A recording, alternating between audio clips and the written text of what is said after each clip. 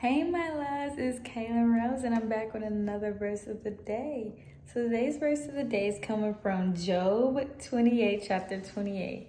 And it says that the beginning of wisdom is to fear the Lord, and to shun evil is understanding. So what does it mean to fear the Lord? Because why would fearing somebody provide you wisdom and shunning evil understanding? Well, when God says to fear him, it is not literally. Literally, it means like when you're a child of someone, let's say you get in some deep trouble at school. You fear your parents, but you gotta call home because you got detention or you got in a fight. You don't want to have to call them, but you do. God wants us to take refuge in him as if he's our loving father. Like, that's what wisdom is like when we are in a tight space, when we are going through things, he wants us to take refuge in him like you would with your parents when you get in trouble with the police and you got to make that phone call.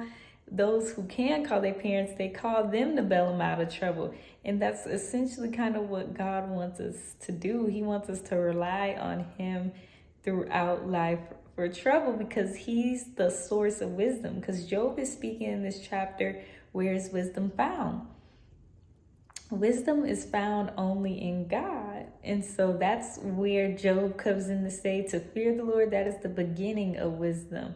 And shunning evil is understanding, because if you understand that we battle against higher principalities and not the flesh, you understand what evil is, that the devil or the enemy, whoever you want to call him, he jumps into people's spirits to produce evil. And when you shun that, you rebuke that, you're teaching people how to treat you, and not only to show them that this is not the way you're supposed to be, this is not the way to treat others, family, or anybody. When you shun people, that makes them actually feel what they're doing so as to not do it again, because nobody likes to be shunned. Nobody likes to feel outcasted. But if you shun people for the evil stuff they do, they might start having to reflect on themselves, which is what people don't like to do. They don't want to look in the mirror. But the more you shun evilness,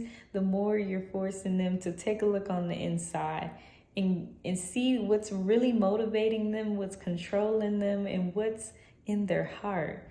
God is saying shunning evil is to understand that it's not the person that's evil, it's the spirit behind them that's causing them to be evil.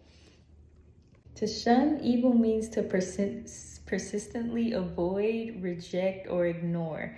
And I know that's kind of how I deal whenever I'm flustered with someone that's constantly attacking me or just constantly, being negative. You shun that. You ignore those kind of people. Like, you don't even entertain it. I don't even have the energy to entertain negative people. I just go on about my day. And that makes, most negative people, they thrive on reactions. So to shun evil means you're out here ignoring people. Don't fall into drama. A lot of people thrive on chaos and drama. But you need to start letting people know that you're not the one. Shun that evilness. I'm not about to play with evil.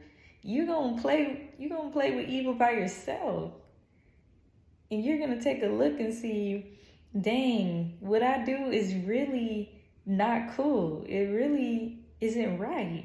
I really need to get my heart checked. I really need to get my mind right, my spirit right.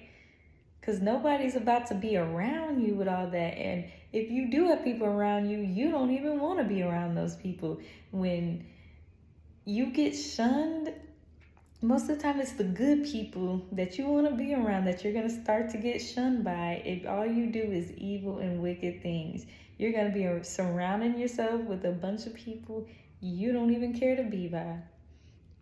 And that's why for people that are trying to do better, this is the beginning of wisdom, because now you know how to avoid the pits and traps of life. By when you fear God, you run to God and ask him, is this a good business deal? Is this the right friendship for me? Is this the right relationship for me? Or is there better? You're beginning to have wisdom because you're not going to settle, because you know that God will give you the best. If you wanted average, you could rely on yourself. But if you're going to rely on a higher power, you know that it's going to be better than expected, bigger than ever, something that's out of this world, because that's all the God we serve does. It's nothing average about him.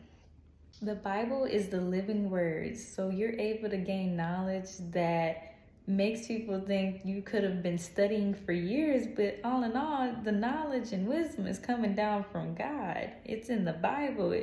Every little detail, every little thing you go through life, God has an answer to us, and that's his way of speaking to us with love. It's kind of like a loving parent that gives you the talk or just some good advice, a parent that gives you some good advice. This is what God's message to us is for in the Bible. He just wants to give us a bunch of wisdom about what's happening in the world or in your life or what you're going to go through in different seasons. So I love you guys, and I hope you guys have a blessed and prosperous day.